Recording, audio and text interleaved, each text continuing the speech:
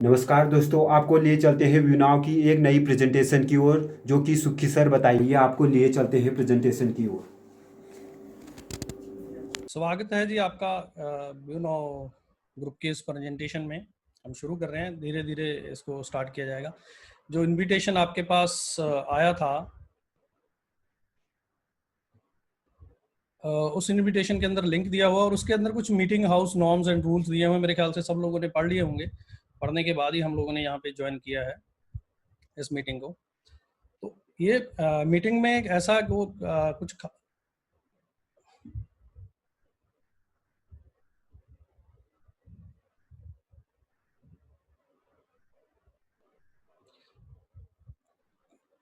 कोई स्पेशल कुछ खास अनाउंसमेंट नहीं है। एक्चुअल में जो हमारी प्रेजेंटेशन है, उस प्रेजेंटेशन को प्रॉपर वे में प्रेजेंट करने के लिए ही, जैसे मैंने बोला था कि प्रैक्टिस और उसकी ज़रूरत होती है, तो सब लोग इसमें नए लोग भी ज्वाइन कर रहे हैं। आज कई सारे बहुत सारे लोग नए आए होंगे, या बहुत सारे लोग हमारे वो हैं जो ऑलरेडी जिन्होंने अपने स्टोरेज बाय कर रखी थी, लेकिन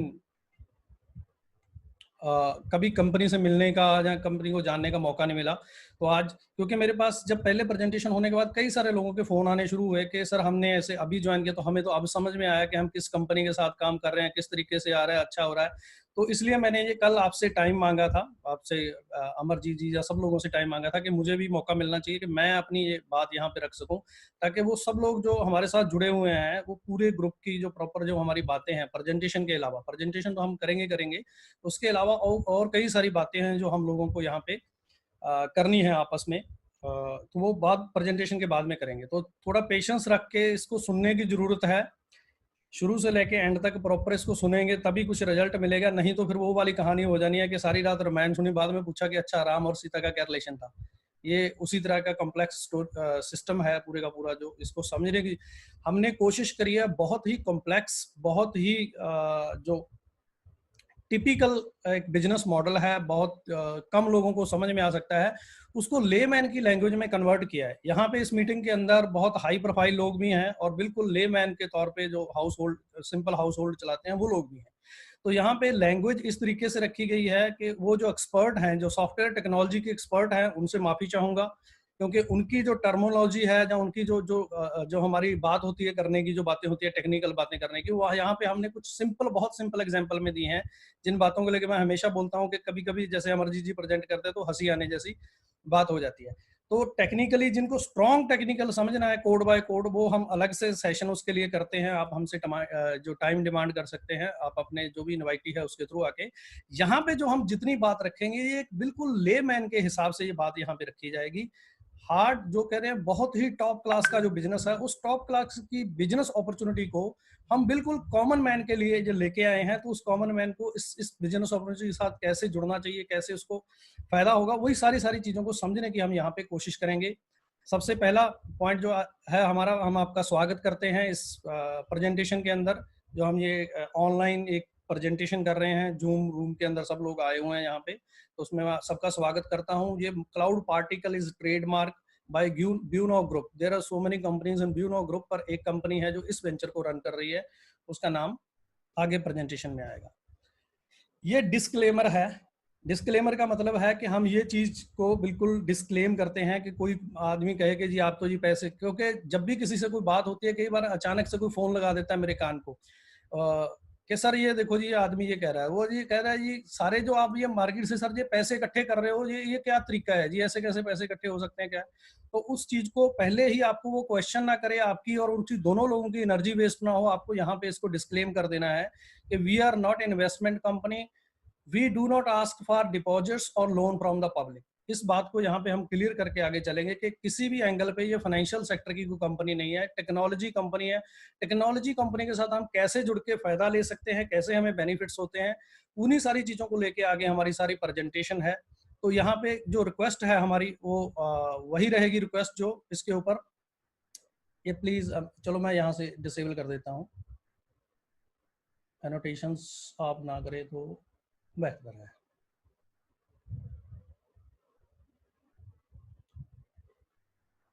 तो यहाँ पे कंपनी का नाम आ गया है, buono marketing services private limited का ये वेंचर है। और ये कंपनी ISO 9001 एंड 2005 जो है, आपकी ISO जो 27001 और 2013 जो सर्टिफाइड क्लाउड सर्विस प्रोवाइडर है, और हमारा जो डंस एंड DNB जिसको बोलते हैं, डंस नंबर भी आ चुका है, जो हमारी जो कंपनी की इन्वेस्टिगेशन होने के बाद जो नंबर्स आते हैं वो डंस नंबर भी आ गया है। वो नेक्स्ट जब आप PPT दोबारा देखेंगे तो यहीं पे वो रिफ्लेक्ट कर रहा होगा आपका नंबर जो है डंस का। तो ये जो पूरा प्रोग्राम है, इस पूरे प्रोग्राम का जो बिजनेस मॉडल है उसको SLB बोला जाता है, सेल एंड लीज बैक। तो सेल एंड लीज बैक को अंडरस्टैंड करने के लिए हम बाकी सारी चीजों को समझेंगे, और साथ के साथ ये सेल एंड लीज बैक का भी एक एक्सप्लेनेशन का पेज आगे PPT के अंदर आएगा।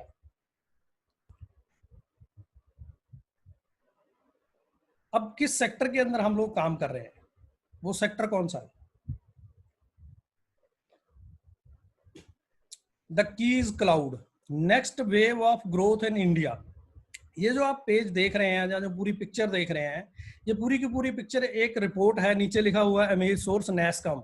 नैस्कम की रिपोर्ट का ये फ्रंट पेज है जो हमने पूरा एज इट एज यहाँ पे लगा के, इसलिए इमेज कट से लिखा हुआ हमारे यहाँ पे हमने लगा दिया है।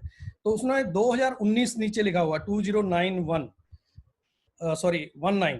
तो जो ये 2019 का जो रिपोर्ट है, उस रिपोर्ट के accordingly cloud is the next wave of growth in India. ये हमारा जो हम पहले प्रेजेंटेशन कर रहे थे, या जिस तरीके से नॉर्मल वर्ड के अंदर हम लोग काम कर रहे थे, तो उस समय की जो प्रेजेंटेशन के अंदर ये पेजेस आते थे कि इंडिया के अंदर इंफ्रास्ट्रक्चर के अंदर बड़ी ग्रोथ होने वाली है। तो उस ग्रोथ के अंदर सबसे बड़ी जो ग्रोथ होगी वो क्लाउड के अंदर होगी। तो इन्हीं सारी चीजों को हम अगले पेजेस के ऊपर डिस्कस करेंगे। तो हम कहेंगे कि अपॉर्चुनिटी आई है, तो इस अपॉर्चुनिटी में हम कहेंगे take lead on it with MCP। आइए माई क्लाउड पार्टिकल्स के साथ मिलके इस वेव को राइड करते हैं, आगे चलते हैं। कंपनी का सेक्टर है IT इंफ्रास्ट्रक्चर। IT इंफ्रास्ट्रक्चर के अंदर जो हम क्रिएट कर रहे हैं, the word of infrastructure as a service, जिसको IaaS बोलते हैं, and backup and sync services. Backup and sync service एक प्रोडक्ट है क्लाउड के अंदर। ऐसे अगर हम पूरे क्लाउड की बात करेंगे तो क्लाउड जो है वो बहुत वास्ट फील्ड है, बहुत बड़ा फील्ड है। उसके अंदर बहुत सारे अलग अलग प्रोडक्ट्स हैं। तो उसमें एक प्रोडक्ट जो है बैकअप एंड सिंक सर्विस भी है, जो मेजर डाटा सिक्योरिटी को लेके यूज होता है। IaaS की अगर हम बात करें तो IaaS सिंपल, जैसे ये पिक्चर में आप देख रहे हैं, रैक है, रैक के अंदर हार्डवेयर लगा हुआ है। तो ये सिंपल खाली अगर सर्वर्स और हार्डवेयर की हम बात करें तो ये IaaS के तौर पे दिया जाता है।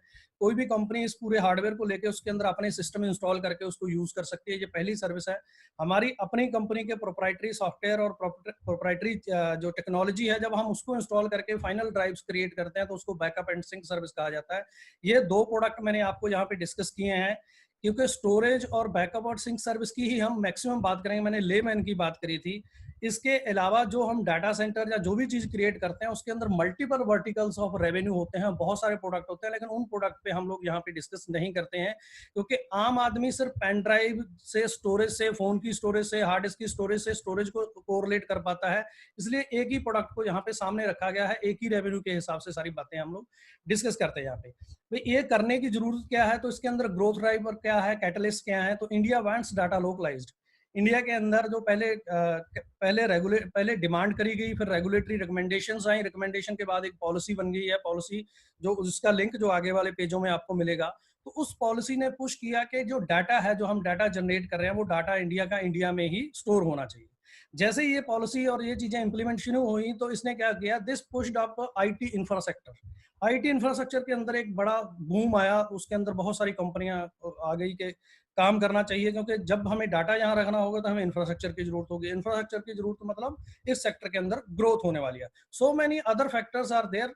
बाकी और भी बहुत सारी चीजें हैं। ये जितनी बात हमने करी ये प्री कोरोना बात करी। अब इसी पूरे सिस्टम के अंदर एक इवेंट हो गया, इसको इवेंट कहेंगे, त्रासदी कहेंगे, कुछ भी कहें, ये है कोविड-19 पैंडेमिक। कोविड-19 जो कोरोना वायरस की जो महामारी जो फैली है, इसने एक अलग तरह का जो इम्पैक्ट है IT सर्विसेज के ऊपर, IT इंफ्रा के ऊपर डाला है। तो इस इफेक्ट के हिसाब से अगर हम देखें तो अभी क्या हो रहा है, जैसे अभी हमारी ही बात कर लेते हैं। हम पहले क्या करते थे, पहले प्रॉपर जाते थे, किसी के पास मिलते थे, फिर बैठते थे, फिर बात होती थी, वो सारी चीजें नॉर्मल ऑफलाइन सिस्टम के अंदर काम कर रहे थे। लेकिन आज देखिए, हम लोग जब सब लोग घर में बैठे हुए नहीं काम कर पा रहे हैं, कहीं कुछ नहीं हो पा रहा, तो हम लोग उसी तरीके से नॉर्मल वे में आपसे और आप बात करके बिजनेस कर पा रहे हैं। तो ये किसके बिहाफ पे हो रहा है, जिस तरह IT इंफ्रास्ट्रक्चर और IT की सर्विसेज के ऊपर हो रहा है। इसका जो इफेक्ट है, इसके अदर इफेक्ट्स भी हैं, अगर लेकिन कोरोना इफेक्ट का मतलब ये रहने वाला है कि जिस तरह का जो वर्ड था, जो मैंने बोला न्यू वर्ड का, मैंने पहला पेज आपको दिखाया 2019 की रिपोर्ट, लेकिन वो रिपोर्ट अब इस सिस्टम पे लागू नहीं होगी। अब ये रिपोर्ट और ये सारी की सारी चीजें बदल जाएंगी। जैसे आप लगातार न्यूज और वो सारी चीजें सुन रहे हैं कि जीडीपी का अनुमान ये हो गया है, आपका आईएमएफ का अनुमान ये दे दिया, बार्कलेज ने ये अनुमान दे दिया, अलग अलग जो संस्थाएं हैं वो अपने जो अनुमान है वो इस तरह से हमें मतलब एक तरीके से डराने वाले अनुमान ही आ रहे हैं। कोई कह रहा है आपकी जीडीपी 0 होगी, कोई कह रहा है कि -1% से 1% रह सकती है, अलग अलग तरह की बहुत सारी चीजें आ रही हैं। लेकिन अभी कुछ भी कहना, ये ऊंट किस करवट बैठेगा, ये ऊंट बैठेगा तो सही, वो तो पता है कि जीडीपी इकोनॉमी डाउन जाएगी जाएगी, लेकिन किस करवट बैठेगा ये अभी कहना बहुत मुश्किल है, क्योंकि अभी हमारे पास कुछ नहीं। अब तो आंकड़े जो है, जो इसका महामारी का इफेक्ट है वो स्लो नहीं हुआ है, अभी तो वो रेज कर रहा है, अभी भी ऊपर जा रहा है। तो इफेक्ट जो, जब हम उसको स्लो डाउन करेंगे, जब उसको हम रिवर्स मोड में ले आएंगे, उसके बाद जो आंकड़े आएंगे वो थोड़े से रियलिटी के आसपास होंगे।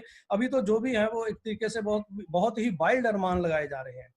तो लेकिन जो भी अनुमान हो, जब हम ये जो अभी 40 दिन का हो गया है, पहले 21 दिन हुए, अब 19 दिन और बढ़ गए हैं, तो हम 40 दिन के बाद जब हम दुनिया में वापस जाएंगे, 40 डेज का एक बड़ा महत्व है। अगर हम वैसे उस चीज को लेके देखें, आपने देखा होगा कि कोई भी चीज जो होती है, जब हमें कोई कहते हैं, देखो हम बहुत सारे लोग हैं जो हम धार्मिक कई सारी मान्यताओं को मानते हैं, किसी भी धर्म के अंदर, किसी भी चीज के अंदर आपको कोई काम को बार बार 40 दिन करने के लिए बोला जाता है। तो 40 दिन के बाद एक एक बड़ा चेंज आ जाता है आपकी अपनी पर्सनैलिटी में, आपकी हैबिट में, बहुत सारी चीजों के अंदर चेंज आ जाता है। तो उसी तरीके से ये लॉकडाउन के अंदर हम 40 दिन लोग बैठने वाले हैं, उसके बाद जब वापस दुनिया में जाएंगे तो जिस दुनिया को हम छोड़ के आए हैं, हमें वो दुनिया वैसी नहीं मिलने वाली है। ये बात मैं आपको बार बार कह रहा हूँ, इसलिए कह रहा हूँ कि इसके लिए हम तैयार रहें। जब हम बाहर जाएं तो हमें ऐसा ना लगे कि नहीं यार, इसके लिए तो मैं तैयार नहीं था, ये हमारे साथ क्या हो रहा है, किस तरह की दुनिया हमें मिल रही है। जो दुनिया हम छोड़ के आए हैं कोरोना से पहले, प्री कोरोना जो पीरियड था, वो अलग तरह की दुनिया थी जिसको हम जीते थे। ये एक 40 दिन का, जहाँ अभी 40 दिन है, जहाँ आगे क्या किस तरीके की और रेगुलेटरीज आएंगी उसके बारे में हम कुछ कह नहीं सकते। लेकिन जब हम वापस जाएंगे तो वो जो भी सिचुएशन होगी उसको हम बोलेंगे न्यू नॉर्मल वर्ल्ड, एक नए तरह की दुनिया जिसके अंदर जो नॉर्मल चीजें, जिसको हम पहले नॉर्मल बोलते थे, अब उस नॉर्मल में कुछ चीजें एडिशन हो जाएंगी, उसको हम न्यू नॉर्मल बोलेंगे। तो ये न्यू नॉर्मल वर्ल्ड के अंदर बहुत कुछ बदल जाएगा। तो उस बदली हुई चीज के अंदर जो सबसे बड़ा इंपैक्ट आपको नजर आएगा वो होगा, new normal will ask for more and more IT infra, क्योंकि हमें मैक्सिमम काम वर्क फ्रॉम होम करना है, बहुत सारे काम को हमें ऑनलाइन ट्रांसफर कर लेना है। तो ज्यादा से ज्यादा हम लोगों को ऑनलाइन जो है आईटी इंफ्रास्ट्रक्चर की जरूरत पड़ने वाली है। तो इसका एक और थोड़ा छोटा सा एनालिसिस कर लेते हैं। वो छोटा सा एनालिसिस क्या है कि जब हम सब कुछ छोड़ छाड़ के घर में आए, ये पूरे लॉकडाउन की स्थिति में हम आए, तो इमीडिएट से जिसको हम कहेंगे पूरे सेक्टर्स के अंदर एकदम से एक उथल पुथल हुई, एक इमीडिएट इफेक्ट आया। तो ये जिसको हम शॉर्ट टर्म इफेक्ट बोलेंगे, चोकिंग इफेक्ट इसको बोल सकते हैं। बहुत सारी चीजें चोक करी हैं, बहुत सारी चीजें एकदम से ग्रोथ में आई हैं, बहुत ज्यादा उनको। लेकिन ये जो भी है ये टेम्परेरी है, इसको हम शॉर्ट टर्म इफेक्ट बोलेंगे ड्यूरिंग कोविड-19। ये कितने दिन भी चलता है उतने दिन के लिए इसका हाल यही रहेगा। ये जो सेक्टर, ये जो इमेज आप देख पा रहे हैं, ये शॉर्ट टर्म इफेक्ट है। शॉर्ट टर्म इफेक्ट का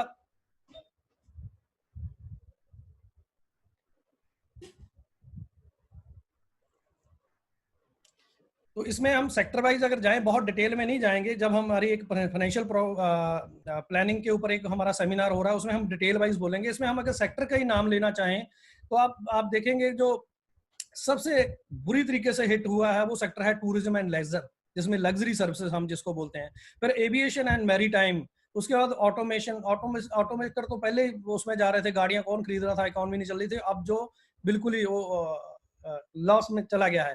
construction and real estate, manufacturing जो नॉन एसेंशियल है उसकी मैन्युफैक्चरिंग की बात करेंगे। फाइनेंशियल सर्विसेज, बाकी में जब मार्केट के अंदर कोई प्रोडक्टिविटी हो नहीं रही, फाइनेंशियल ट्रांजेक्शन नहीं हो रही, तो फाइनेंशियल सर्विसेज लॉस में जाएंगी। एजुकेशन का इशू वही है। एजुकेशन के अंदर इस मीटिंग से पहले मैं एक मीटिंग करने की कोशिश कर रहा था, उसके अंदर यही इशू आ गया कि घर पे एक ही डिवाइस थी, वो जहाँ तो मेरे साथ जूम पे बात कर सकते थे, जहाँ बच्चे अपनी क्लास अटेंड कर सकते थे। तो फिर प्रायोरिटी बेसिस इन चीज़ों पे आ जाएंगी। तो एजुकेशन भी हिट हो रही है। Oil and gas simply consumption based है। अगर आप इतना सिस्टम सारा बंद हो गया है तो कंजम्पशन नहीं है, तो वो सेक्टर भी हिट होगा। एग्रीकल्चर में ग्रोथ आ रही है, स्लाइटली ग्रोथ मिल रही है, क्योंकि एग्रीकल्चर तो वही है कि जीना तो वही है, खाना तो वही है, वो सारी चीजें हमारे पास चल रही हैं। ई कमर्स सेक्टर के अंदर, ई कमर्स में अभी जो जनरल गैजेट्स जो डिलीवरी है, जो हमारे अपैरल्स हैं, कपड़े हैं, वो बाकी चीजें बंद हुई हैं, लेकिन आप अभी देख पा रहे होंगे, चाहे हम बिग बास्केट से ले रहे हैं, चाहे अमेजोन ग्रोफर से ले रहे हैं, अलग अलग कंपनियों से हम ई कमर्स के रूप में जो हमारी ग्रोसरी है, जो हमारी जो डेली रोजमर्रा की चीजें हैं, वो हम ई कमर्स से अभी डिलीवर करवा पा रहे हैं। तो इसके अंदर हल्की स्लाइड देखने को मिला है, चाहे जोमेटो हो, स्विगी हो जाए। आईसीटी है, इंफॉर्मेशन कम्युनिकेशन टेक्नोलॉजी की बात करें तो इसमें तो मेरे को कुछ बोलने की जरूरत नहीं, आप देख ही रहे हैं कि किस लेवल पे हम लोग इसमें ग्रो कर रहे हैं। Personal care and personal and health care, जिसमें बोलेंगे पर्सनल हाइजीन, तो वो आपको पता ही है, सैनिटाइजर और बाकी जो साफ सफाई की जो इक्विपमेंट चीजें हैं, इसकी डिमांड बहुत बड़ी है। फूड प्रोसेसिंग, जहाँ हम लाइव फूड नहीं खा रहे हैं, रेस्टोरेंट बंद है, तो फूड प्रोसेस होकर डब्बा पैक फूड की जो है उसकी डिमांड बढ़ेगी, वो ग्रोथ है। और मेडिकल इंडस्ट्री के बारे में कुछ बोलने की जरूरत नहीं है। लेकिन ये जो भी इफेक्ट है ये शॉर्ट टर्म है, इसके बाद जब नॉर्मल न्यू नॉर्मल वर्ल्ड में जाएंगे तो ये चीजें भी अपने आप को करेक्ट करेंगी। तो इसके अंदर बहुत सारी चीजें जो बंद हुई हैं वो खुलेंगी, जो बहुत ऊपर गई हैं वो करेक्ट करेंगी, पीछे आएंगी सर्विसेज। तो अगर हम अपने सेक्टर के हिसाब से देखें कि हमारा जिस सेक्टर में हम काम कर रहे हैं, तो पोस्ट कोरोना जो लॉन्ग टर्म चेंजेस हमारे सेक्टर में आने वाली हैं, तो वो जो चेंजेस क्या क्या होंगी अगर हम उसको देखें। प्रॉब्लम्स क्रिएट होंगी, जहां अभी भी हम प्रॉब्लम फेस कर रहे हैं, तो उन प्रॉब्लम के सोल्यूशन डिजाइन करने होंगे जहां इफेक्ट्स आए होंगे। हम बिल्कुल क्लियर हम बोल रहे हैं कि more and more business turning online. बहुत सारे बिजनेस जो पहले डिनाई करते थे कि हम ऑनलाइन नहीं जाएंगे, वो बिजनेस अब ऑनलाइन अपने आप ही ट्रांसफर होने शुरू हो गए हैं। ओटीटी प्लेटफॉर्म की बात करेंगे, ओवर द टॉप और बीओडी वीडियो ऑन डिमांड की हम बात करेंगे, शिफ्टिंग टू एचडी स्ट्रीमिंग, चाहे प्राइम वीडियो की बात करें, नेटफ्लिक्स की बात करें, यूट्यूब की बात करें। ये सारे के सारे जब आईटी इंफ्रास्ट्रक्चर और बैंडविड्थ की हमारे पास यहाँ पे कमी है, तो इस वजह से ये सारे के सारे प्लेटफॉर्म जो हैं वो अपनी जो अपना कंटेंट है उसकी डिलीवरी की बैंडविड्थ को श्रिंक करके डिलीवर कर पा रहे हैं। ऑनलाइन एजुकेशन बहुत एडवर्सली इफेक्ट हो रही है, उसी तरीके से कि अलग अलग बच्चे अलग अलग क्लासों में पढ़ रहे हैं, अलग अलग प्लेटफॉर्म और अलग अलग चीजों की जरूरत पड़ने वाली है। Security and surveillance by drones, आप देख रहे हैं कि जो ड्रोन्स का रोल आप देख पा रहे हैं, लेकिन ये जितने भी ड्रोन्स हैं ये सारे के सारे manually by remote operated drones हैं। लेकिन इसका जो अगला वर्जन है, जो रियलिटी में दुनिया में जो आगे काम करने वाला होगा, वो robots with AI and robotics and machine learning जो काम करने वाले हैं ड्रोन्स, उन ड्रोन्स का जो जमाना आएगा। यहाँ पे मैं सिक्योरिटी एंड सर्विलांस उनकी बात कर रहा हूँ, जो अनमैन्ड ये सारे का सारा काम करेगा। फिर अनमैन्ड व्हीकल फॉर लॉजिस्टिक्स, जो अभी आज जो ट्रांसपोर्टेशन में हम लोगों को प्रॉब्लम आ रही है यहाँ से वहां माल लेके जाने में, तो ट्रांसपोर्टेशन में भी एग्रीगेटर आएंगे, जैसे ओला उबर पैसेंजर मार्केट के अंदर है, उसी तरीके ट्रांसपोर्टेशन के अंदर एग्रीगेटर भी आएंगे, ट्रांसपोर्टेशन के अंदर अनमैन्ड व्हीकल भी आएंगे, जो ऑटोमेटिक जो डिलीवरीज जो है वो हो पाए हमारे इस पूरे सिस्टम के अंदर। फिर introduction of IoT and 5G, ये बहुत मेजर जो सेक्टर है। Internet of things and 5G का बहुत ही तगड़ा रिलेशन है। अगर आज हम कह रहे हैं कि बैंडविड्थ हमें श्रिंक करनी पड़ रही है, वो 5G ना होने की वजह से कर रही है। अगर 5G पूरे का पूरा डिप्लॉय हुआ होता तो आज हमें कोई नेट बैंडविड्थ को लेके या इन सारी चीजों को लेके इतनी कंस्ट्रेन नहीं फील करनी होती। IoT का नेट भी बढ़ेगा, और जो इसको अब पहले स्लो मोशन में ये सारी चीजें मूव हो रही थी, अब ये वास्ट तरीके से इनको इंप्लीमेंट किया जाएगा, एज सुन एज पॉसिबल सारी चीजों को कंप्लीट किया जाएगा। फिर अप एंड अब सारी चीजों के ऊपर, सारी सब चीजों के ऊपर आएगा टेलीमेडिसिन। टेलीमेडिसिन का जो प्रोडक्ट्स हैं, जो प्रोजेक्ट हैं, उसके ऊपर बहुत सारी यूनिवर्सिटीज, बहुत सारे लोग इस पे पहले से रिसर्च कर रहे हैं। पहले सैटेलाइट के थ्रू भी करने की कोशिश करी गई, सैटेलाइट एजुकेशन की भी, जैसे इंदिरा गांधी ओपन यूनिवर्सिटी वाली चीजों की बात करें, उसी तरह टेलीमेडिसिन को भी सैटेलाइट के थ्रू करने की कोशिश करी, लेकिन ऑपरेशनल बहुत कॉस्ट उनकी आती थी और उसको इंटरेक्टिव बनाने के लिए बहुत ज्यादा कॉस्टिंग लगती थी, तो इसलिए वो नहीं हो पाया। लेकिन ये 5G के थ्रू, IoT के थ्रू जो टेलीमेडिसिन है, ये बहुत आसान हो जाएगा। टेलीमेडिसिन को लेके और ड्रोन्स को लेके मैं लास्ट में PPT के बाद आपको मैं अपने ही जो हम अपने प्रोजेक्ट्स जो आगे अज्यूम कर रहे हैं कि फ्यूचर में जो हम करने वाले हैं उसके ऊपर डिस्कस करेंगे जब पूरा प्रेजेंटेशन हमारा खत्म। ये तो हो गई जो डिमांड और जो सेक्टर के अंदर बड़े लेवल पे चेंजेस आने वाले हैं। तो सोल्यूशंस क्या है इसके, और हम क्या कर रहे हैं उन सोल्यूशंस के लिए, इस खूबसूरत बात को देखना, क्योंकि आप पहले से ही बिन बिन सिचुएशन के अंदर हैं, आप अभी से ही बिन बिन सिचुएशन के अंदर हैं। वो सोल्यूशन क्या है, चाहिए क्या, मोर इंफ्रा चाहिए sir, data centre, edge data centre and storage की जरूरत पड़ने वाली है।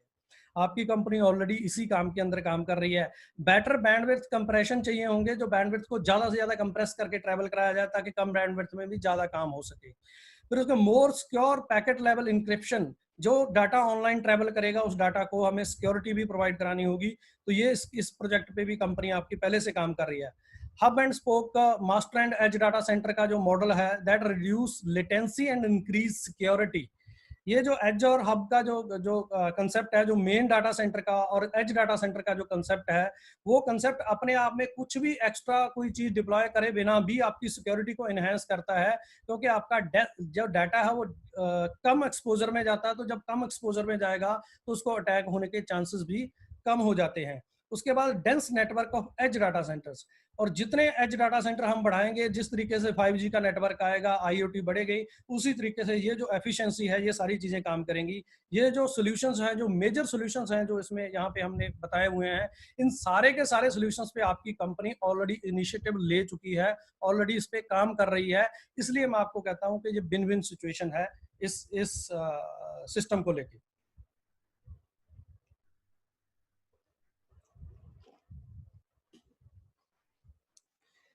ये जो बीच में 3 पेज आए थे, ये कोविड-19 का इफेक्ट है, कोरोना का इफेक्ट था, लेकिन ये फिर इसको वापस जोड़ें तो वही उसके इंफ्रा के बाद ये पेज हमारा आता था, जिसको हम बोलते हैं market size over $300 billion bye 2022, जो मार्केट रिपोर्ट्स के हिसाब से। लेकिन अब इसके नीचे क्या है, इसमें एक इसके अंदर आप देख रहे हैं, इसमें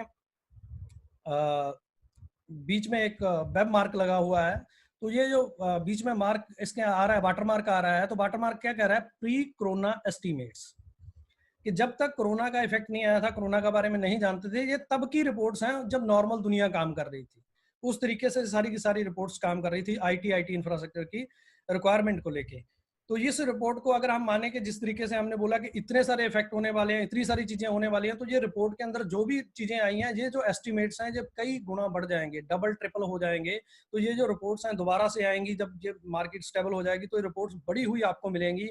लेकिन फिर भी पुरानी दुनिया में क्या हो रहा था, किस एंगल से हम पढ़ रहे थे, आपको लेटेस्ट रिपोर्ट पढ़नी है, जिसका पहला पेज आपने फ्रंट पे देखा है, उसकी जो लिंक है वो दिया हुआ, क्लिक फॉर न्यू रिपोर्ट नेस्कम 2018-19 की जो रिपोर्ट है वो आप उसमें स्टडी कर सकते हैं। उसके अंदर अगले 5 से 10 साल का पूरा प्रॉपर प्रोजेक्शन दिया हुआ है। ये जो प्रेजेंटेशन है, जिन्होंने आपको इनविटेशन भेजा है, उसी इनविटेशन के अंदर इसका लिंक दिया हुआ है, पीपीटी का, क्लिक फॉर पीपीटी, क्योंकि ये ऑनलाइन प्रेजेंटेशन है और इसके अंदर बहुत सारे लिंक हैं स्टडी करने के लिए, इस सेक्टर को लेके भी, बाकी चीजों को लेके। तो कहने का मतलब ये है कि जो ग्रोथ की हम बात कर रहे थे, जितनी बातें हम आज से पहले कर रहे थे, ये बातें अपने आप में डबल ट्रिपल 4 टाइम 5 टाइम ये होके आपको मिलने वाली हैं। आप खुद भी स्टडी कर सकते हैं और ये जो स्टडी प्रोवाइडर्स हैं, इनके ऊपर भी हम रिलाय कर सकते हैं इस चीज को लेके। अब बात करते हैं जो आईटी इंफ्रास्ट्रक्चर समझाने की कोशिश कर रहे हैं, क्लाउड ड्राइव समझाने की कोशिश कर रहे हैं, तो फाइनल वो प्रोडक्ट क्या है जिसको हम बाय करेंगे, जो एसएलबी में जाएगा, सेल एंड लीज बैक में जाएगा। ये वो सर्वर है जो आपको दिया जाता है, ये जो बेचा जाता है, ये प्री रेंटेड सर्वर है, ये पहले से ही किराए पे चढ़ रहा है, इसको कोई यूज कर रहा है, इसका रेवेन्यू आ रहा है। इस बात को समझना बहुत जरूरी है, नहीं तो कई लोग इसमें कंफ्यूज हो जाते हैं। आप मेरे को बेचोगे फिर आप किसी और को दोगे, तो ये क्या बात हुई? आप सीधे ही उसको दे दो जिसको देना है। तो इस बात को, ऑनरशिप को और रेंट को और रेवेन्यू को जो बड़े तरीके से समझने की जरूरत है। जैसे प्री रेंटेड प्रॉपर्टीज होती हैं, उसी तरीके से ये प्री रेंटेड सर्वर्स हैं, जो सर्वर है ऑलरेडी, इसकी ऑनरशिप अभी कंपनी की है। जब आप इसको बाय करेंगे तो ऑनरशिप आपकी हो जाएगी, कंपनी के पास उतनी वैल्यू आ जाएगी, उतनी वैल्यू का कंपनी दूसरा सर्वर ले आएगी, उसको भी फिर किराए पे चढ़ाया जाएगा तीसरे बंदे को। This is the step by step growth of company, जब हमारा बिजनेस मॉडल है। तो ये जो सर्वर है, इसकी थोड़ी सी स्पेसिफिकेशंस पे हम बात कर लेते हैं। बैकअप एंड सिंक सर्विस हम जिसको हम बोल रहे हैं, जो इसके थ्रू हम रन कर रहे हैं, आपको एपीआई और रॉ S3 स्टोरेज भी यहाँ पे मिलती है अगर आप यूज करना चाहें। उसके बाद our servers are segmented into 1 particle to 120 particles. हमने ये पूरा एक, जो अगर सर्वर आपको खरीदना है तो इस सर्वर की जो कॉस्ट है, जिसके अंदर बेस प्राइस है, ऑपरेशन है, कॉस्ट आप नीचे उसमें देखेंगे, पढ़ेंगे तो उसमें इलेक्ट्रिसिटी, इंटरनेट, मैन पावर, हर चीज की कॉस्टिंग लगा के इसका एक प्रॉपर 10 साल की कॉस्टिंग तैयार करी गई है। फिर उसके ऊपर टैक्सेशन है, पूरी सारी चीजों को मिला के जो आपको ये कॉस्ट पड़ती है, वो पड़ती है लास्ट में 35,40,000 इंक्लूडिंग जीएसटी। लेकिन 35,40,000 लगाने वाले कितने लोग हैं हमारे सामने जो इस प्रोडक्ट को ले लेंगे? वो अभी से जो बिल्कुल ही नए लोग हैं कहते होंगे छोड़ो, ये तो बहुत लंबी चौड़ी बात है, हमारी पॉकेट से बाहर है। नहीं, बिल्कुल नहीं सर। ये इस प्रोडक्ट को अफोर्डेबल बनाने के लिए इसके ऊपर फर्दर काम किया है, जिसको हम इनोवेशन और अलग अलग तरह के नाम दे सकते हैं इसको। इस प्रोडक्ट को फर्दर सेगमेंटेड में बांटा गया है कि आप 120 पार्टिकल का 35,40,000 रुपए है, आप एक सिंगल पार्टिकल की ओनरशिप लेके भी इस बड़ी अपॉर्चुनिटी का हिस्सा बन सकते हैं। एक सिंगल पार्टिकल की ओनरशिप भी खरीदी जा सकती है, जो सिर्फ 29,500 की है, including GST, 25,000 plus GST. Plus taxes हम बोलेंगे, तो 25,000 तो कोई भी खर्च सकता है सर। कम से कम 60 से 70% लोग हैं इस देश के कि कोई भी इस प्रोजेक्ट और इस अपॉर्चुनिटी के अंदर आ सकता है। और इस प्रोडक्ट की जो एज है वो कंपनी की तरफ से जो इसकी जो गारंटी आती है वो 7 साल की होती है। फिर इसको मशीन को निकाला जाता है, रिफर्बिश किया जाता है, रिफर्बिश करके 3 से 3.5 साल फिर चल जाती है ये मशीन। तो एवरेज इसकी जो एज लगाई गई है वो 10 साल इसकी एज हम आपको इसमें कमिट करते हैं, आपको पेपर्स पे लिख के देते हैं कि 10 साल की हमारी तरफ से इसकी गारंटी है कि ये मशीन जो आपकी काम करेगी। उसमें कोई चेंजेस की जरूरत पड़े, उसमें कोई मेंटेनेंस की जरूरत पड़े, कोई कंपोनेंट की रिपेयर की जरूरत पड़े, that will taken care by us. हम आपको उसका एसएलए और बाकी सारे डॉक्यूमेंट आगे जाके हम डिस्कस करेंगे, वो सब प्रोवाइड कराते हैं आपको। तो ये वो प्रोडक्ट है जिस प्रोडक्ट को उस एआस के अंदर और उस डाटा सेंटर के अंदर इंस्टॉल किया जाता है। This is not the only product, इसके अलावा भी बहुत सारी चीजें डाटा सेंटर्स के अंदर होती हैं, तब जाके वो डाटा सेंटर चलता है। लेकिन आपको जो है इस प्रोडक्ट की ऑनरशिप दी जाती है।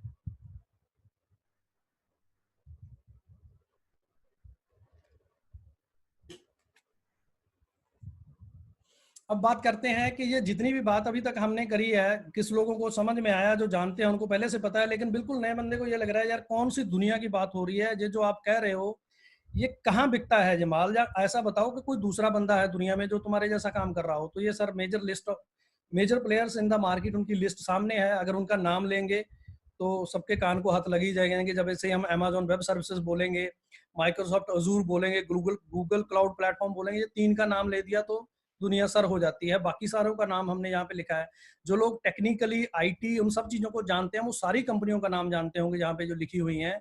जो कॉमन मैन है, जो ले मैन है, बिल्कुल ही उनको मैं सिर्फ तीनों कंपनियों के हिसाब से ही बात करूंगा।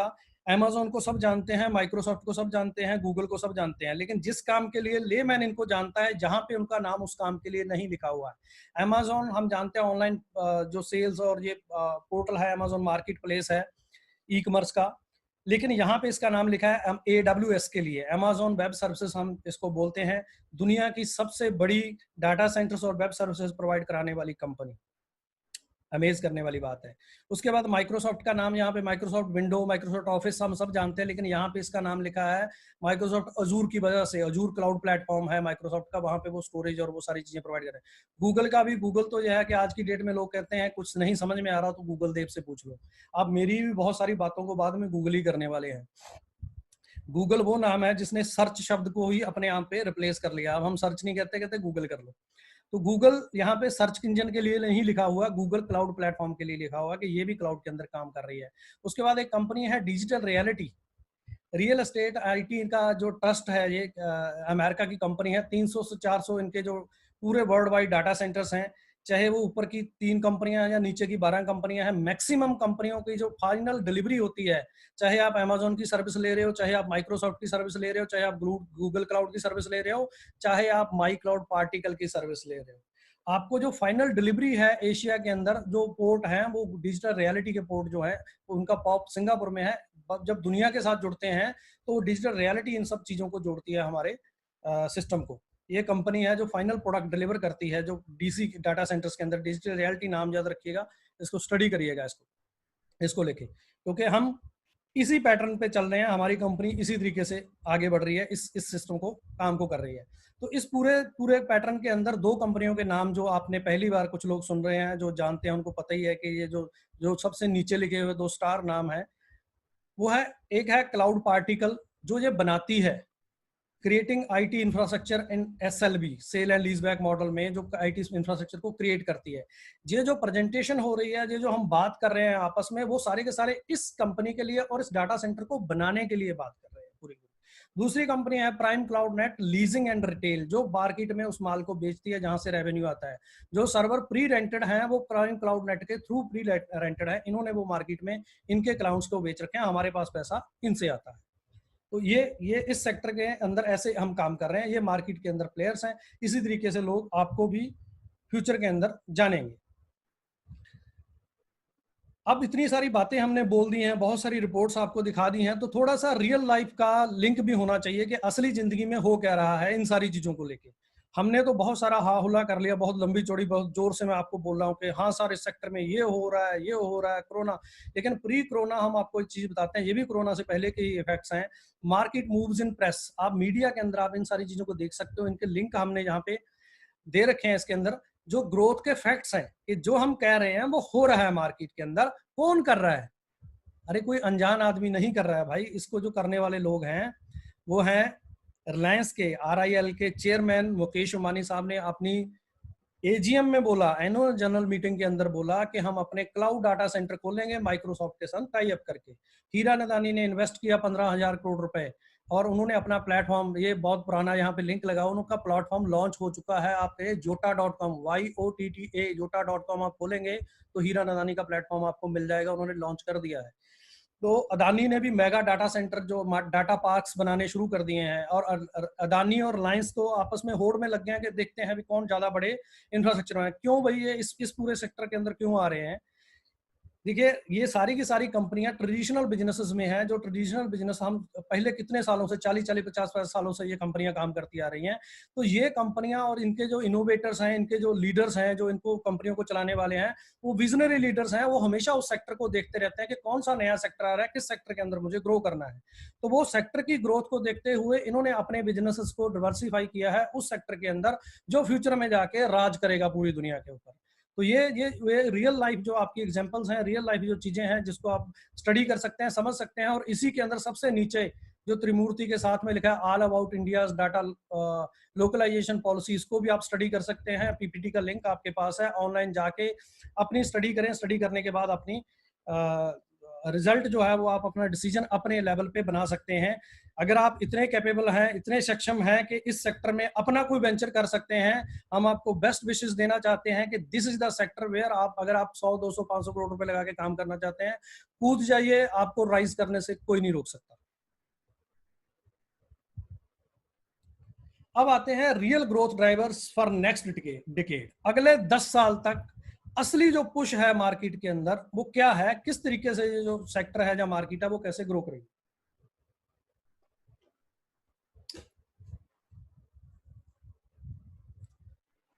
अब देख पा रहे हैं cloud, DC, data centre, IoT sector growth drivers की हम बात करें तो इसमें अगर हम कहें कि लोग प्राइसिंग और आपकी जो अलग कोई पता नहीं किस लेवल पे डिसीजन लिया जाएगा, तो वो अनसर्टेनिटी है जो 1% है सर, सिर्फ 1%। और अगर हम बात करें कि आपके पास बहुत स्पेशल प्रोडक्ट हैं, बहुत स्पेशल चीजें हैं कि सिर्फ आप ही के साथ जाना चाहिए, तो उसकी जो संभावना है वो 9% है, सिर्फ 9%। अगर आप बहुत बड़ा कोई यूनिक चीज लेके आते हैं तो 9% जो सेक्टर है वो आपके साथ जाएगा। और 90% जो सेक्टर है वो IT infrastructure demand and supply के ऊपर चलेगा। अगर आपके पास आपका माल है तो आपके माल बिकने के चांसेस 90% है। बाकी जो चीजें हैं वो आपको सोने पे सुहागे वाली बात आती है। आपके पास माल भी है, डिमांड एंड सप्लाई के अंदर भी आप फिट होते हो, और आपके पास यूएसपी भी है, तो आप मार्केट 99% मार्केट के अंदर आपकी जो उपस्थिति बनती है। तो आपके साथ खूबसूरत क्या है, बिन बिन क्या है, आप अपनी मुट्ठियां ऐसे भींच लीजिए और वो कहते हैं, वो कहिए कि आप डिमांड एंड सप्लाई के अंदर भी सबके साथ काउंटर कर रहे हैं। और हम जो क्रिएट करने की बात कर रहे हैं, जो इंफ्रास्ट्रक्चर क्रिएट करने की बात कर रहे हैं, तो 90% वाला जो सेक्टर है हम इसको मेजर टारगेट करके इसके अंदर चल रहे हैं। लेकिन बचा हुआ 9% भी आपके लिए बिन बिन सिचुएशन में है। उसको कैसे है, by MCP, value addition and USP क्या है आपकी।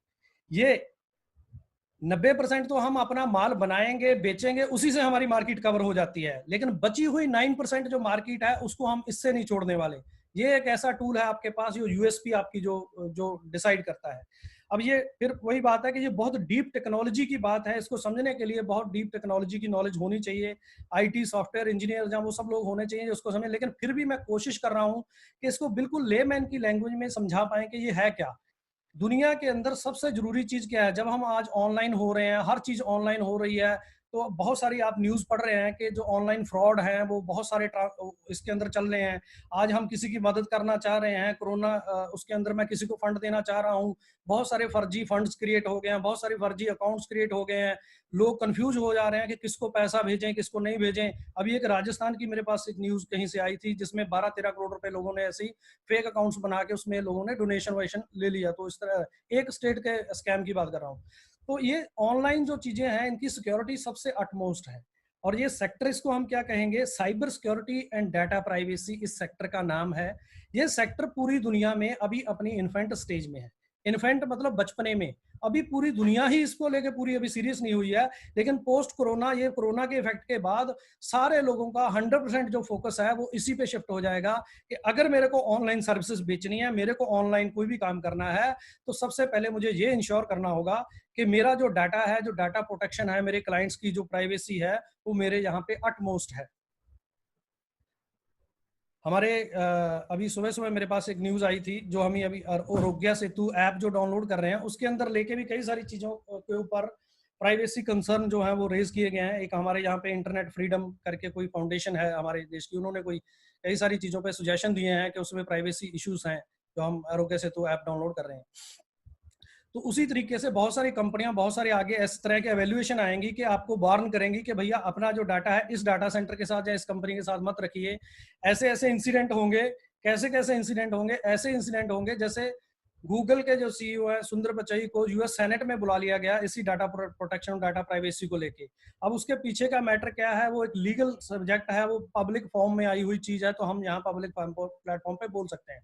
तो पब्लिक जो है, लोग जो है, वो किसी को भी पूछ सकते हैं आप मेरी डाटा प्राइवेसी के लिए क्या कर रहे हैं, कहीं आप मेरे डाटा के साथ कोई छेड़छाड़ तो नहीं कर रहे हैं, क्योंकि मेरा डाटा, मेरी पर्सनल इंफॉर्मेशन मेरी प्रॉपर्टी है, उसके साथ कोई दूसरा बंदा खिलवाड़ नहीं कर सकता। ये बहुत बहुत ही जरूरी चीज है। तो यहाँ पे डाटा सिक्योरिटी को मेजर रखते हुए हम एक चीज पे काम कर रहे हैं।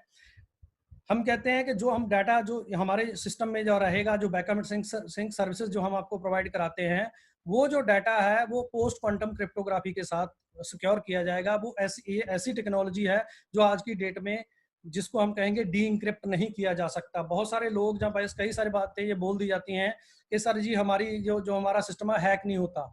इस बात को मैं आपको सिंपल लेमैन की भाषा में फिर समझाना पाऊंगा कि इस बात को समझना बहुत जरूरी है। हैकिंग एंड इंक्रिप्शन दो अलग अलग काम है। कभी भी हैकिंग और डाटा प्रोटेक्शन को आपस में मर्ज करके किसी को समझाने की कोशिश मत करिए, क्योंकि हल्की सी भी टेक्नोलॉजी जानने वाला बंदा ये जानता है कि हैकिंग कभी भी रुक नहीं सकती और हैकिंग प्रूफ कोई भी चीज बन नहीं सकती। सिर्फ ये हो सकता है कि हैकिंग को रिवर्स कितने सेकंड में, मिली सेकंड में किया जा सकता है। अटैक को पहले ही फेज में रोका जा सकता है, जब आपकी हैकिंग 2 घंटे, 4 घंटे, 1 सेकंड, मिली सेकंड या इमीडिएट रिवर्स हो सकती है। लेकिन हैकिंग का attack, nobody can stop this. तो हैकिंग और प्रोटेक्शन में फर्क क्या है, मैं आपको एक लेमैन की भाषा में समझाता हूं। हैकिंग होता है कहीं पे चले जाना। आप मान लीजिए कोई कोई बैंक रॉबरी के लिए बैंक में जाता है। बैंक के गेट तक पहुंचने से कोई कभी किसी को नहीं रोक पाएगा, क्योंकि तब तक किसी की इंटेंशन किसी को पता ही नहीं है कि वो उस बैंक के अंदर खाता धारक है या कहीं और का रहने वाला, बैंक से पैसा ट्रांसफर करने आया कुछ में। तो उसके गेट पे भी जा सकता है, बैंक के अंदर भी जा सकता है। लेकिन उसके बाद की जो बात है, उसके बाद की बात यह है कि वो बैंक के अंदर जाने का मतलब यह है, अब उस बैंक के अंदर जाने से कब रोका जा सकता है कि उस बैंक के अंदर कोई भी ना जाए, ना उस बैंक का स्टाफ जाए, ना कोई और जाए। उस बैंक के अंदर दरवाजा ही ना हो जाए, उस दरवाजे पे हमेशा के लिए ताला लगा दिया तो फिर भी खोला जा सकता, तोड़ा जा सकता है। लेकिन किसी भी बिल्डिंग जिसके अंदर दरवाजा नहीं है अंदर जाने का, कोई अंदर नहीं जा सकता, उसमें तो हैकिंग नहीं हो सकती, उसमें दूसरा भी नहीं जा सकता। जहां पे ये प्रोविजन है कि दरवाजा है और उस पर ताला लगा हुआ है, तो वो ताला खोलने की चाबी बनाई जा सकती है, उस बिल्डिंग के अंदर कोई भी जा सकता है। This is hacking. हैकिंग का मकसद क्या है? किसी भी बिल्डिंग में, वेबसाइट पे, किसी भी चीज में घुसने के बाद वहां पे जो भी अटैकर है वो क्या करने आया? वो करने आया है डाटा चोरी। जो वहां पे वैल्यूएबल इंफॉर्मेशन है उसको चोरी करना है, वो चोरी करके मेरे को उठा के ले जाना है। उठा के लेके जाने के बाद उसमें से वो डाटा निकालना है, उस डाटा को मार्केट में बेचना है या अपने लिए यूटिलाइज करना है। वो प्रोसेस स्टार्ट होता है इंक्रिप्शन और डी इंक्रिप्शन का। अगर वो डाटा इंक्रिप्टेड है हमारे वाली टेक्नोलॉजी पे, तो उसको उठा के लेके जाना भी उसके लिए गार्बेज है, उसको डी इंक्रिप्ट नहीं कर सकता। क्योंकि पोस्ट क्वांटम क्रिप्टोग्राफी जो है, जो टेक्नोलॉजी है, इस टेक्नोलॉजी को डी इंक्रिप्ट करने के लिए जो पावर, जो कंप्यूटिंग पावर और वो चीजें चाहिए, वो अभी मार्केट में अवेलेबल नहीं है। जहां उसका जो एल्गोरिदम है उस लेवल का है, उसको आप ब्रेक नहीं कर सकते हैं।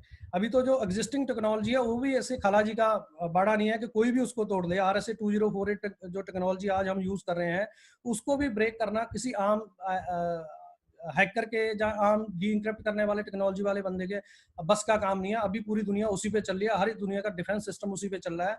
तो ये फ्यूचर की जो टेक्नोलॉजीज हैं जिनके बारे में बात कर रहा हूँ, लेकिन ये टेक्नोलॉजीज बनाई गई हैं क्वांटम कंप्यूटर के अगेंस्ट, जो क्वांटम मैकेनिक्स के हिसाब से काम करता है। जो आज की डेट में सुपर कंप्यूटर दुनिया में काम कर रहा है, उसके अगेंस्ट अभी एग्जिस्टिंग सिक्योरिटी है वो काफी है। वो उनको सारी सिक्योरिटी को तोड़ने के लिए उसको 50 साल लगेंगे। अगर आज की जो सिक्योरिटी है वो फ्यूचर के कंप्यूटर को दे दी जाए, जो क्वांटम कंप्यूटर की हम बात कर रहे हैं, जिसको डी वेव नाम की कंपनी कह रही है कि मैंने 2000 क्यूबिट्स का मैंने लॉन्च कर दिया है, उसकी कमर्शियल इम्प्लीमेंटेशन है, कैनेडियन कंपनी है।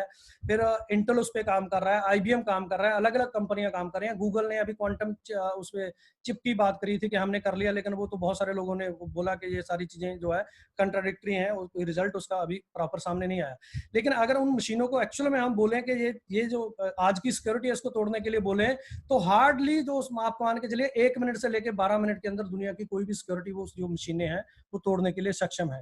तो जब वो मशीनें वो सारी चीजें मार्केट में आ जाती हैं, तो ये टेक्नोलॉजी जो है ये उन मशीनों को भी एंगेस्ट उतनी ही सिक्योर है जितनी आज के सिस्टम के मुकाबले में आज की सिक्योरिटी। अब ये बात हमने ऐसे बात कर ली है, सिंपल बात नहीं है। अगर आप यहाँ पे कोई सॉफ्टवेयर इंजीनियर है या कोई आपके जानने वाले सॉफ्टवेयर इंजीनियर है, तो उनको स्टडी करने के लिए हमारा जो लिंक दे सकते हैं, उसके नीचे एक लिंक दिया हुआ, click here for data security challenge. आप अपने इस डाटा को समझने के लिए, इसकी टेक्नोलॉजी को समझने के लिए इस लिंक पे जाके उन फाइलों को आप डाउनलोड कर सकते हैं, और डी इंक्रिप्ट करने के लिए जो टूल अवेलेबल है मार्केट में उसको यूज करके देख सकते हैं। अगर आप ये सारा कुछ करते हुए इस सिस्टम में कामयाब हो जाते हैं, तो हमारी तरफ से एक छोटा सा मॉनेटरी आपको बेनिफिट पास किया जाएगा। जो हमने शुरू किया था 2014 से लेके 10 लाख रुपए से हम शुरू हुए थे। 10 लाख हुआ, 25 लाख हुआ, 50 लाख हुआ, 1 करोड़ हुआ। 2020 31 दिसंबर 2019 तक 1 करोड़ था। 1 जनवरी 2020 से हमने ये जो मॉनेटरी बेनिफिट है वो 10 करोड़ कर दिया है। उसका प्रोसीजर बिल्कुल लास्ट में नीचे लिखा हुआ है कि कैसे करना है। ये जो लिंक आपको दिया हुआ है ये होमवर्क के लिए है, आप घर में अपना प्रैक्टिस कर लीजिए। अब जब आपको समझ आया कि मैं कर सकता हूँ, तो नीचे प्रोसेस दिया हुआ, उस प्रोसेस के थ्रू आप अपना क्लेम डाल सकते हैं। हमारे पास आना है, उसको डी इंक्रिप्ट करके दिखाना है, और उसके बाद आपको अपना बेनिफिट ले जाना है। अब ये जो बात मैंने सिर्फ आपको स्टडी करने के लिए नहीं बोला है, पूरी दुनिया के अंदर बहुत सारी इंस्टीट्यूट्स हैं जो अलग अलग जो रिसर्च पे काम करते हैं। तो 2000 प्लस से ज़्यादा यूनिवर्सिटी को हमने अपनी ये रिसर्च और ये सारी चीज़ें उनके साथ शेयर किए हैं, उनको जो चैलेंजेस भेजे हैं। और उसके अलावा बहुत सारे एथिकल हैकिंग के जो प्रोग्राम है, जो एथिकल हैकिंग मैराथन्स होती हैं, उसके अंदर हम लोगों ने पार्टिसिपेट किया है।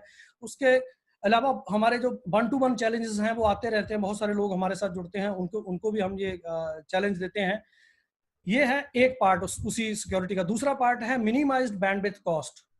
ये जो बैंडविड्थ है, ये बैंडविड्थ जो मैंने अभी बोला था कि नेटफ्लिक्स ने कम कर दिया, आपका यूट्यूब ने कम कर दिया, ताकि वो ज़्यादा से ज़्यादा लोगों को ये बेनिफिट जो है वो पहुंचा पाए।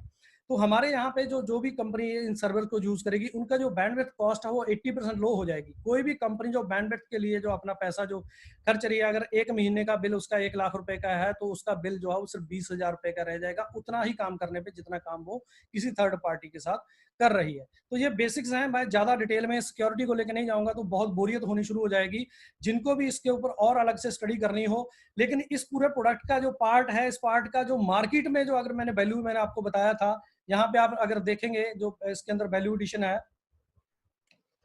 वो सिर्फ 9% वाला हिस्सा है, जिसके लिए इतना लंबा चौड़ा हम सारी बात कर रहे हैं। और 90% जो डिमांड एंड सप्लाई के ऊपर खेला जाना है। 1% है जो अनसर्टेन है कि वो किस साइड में जाने वाले हैं। तो इस बात को सीरियस लेना है कि हमारा ये 9% और 90% मिला के हम 99% जो मार्केट के अंदर मार्केटिंग हो रही है उसके अंदर उपस्थित रहते हैं अपने प्रोडक्ट को बेचने के लिए। अब आते हैं उस प्रोडक्ट के पार्ट के ऊपर कि ये जो हम पैसा ले रहे हैं और दे रहे हैं, जो प्री रेंटेड सर्वर्स का जो सिस्टम है वो कैसे काम करता है।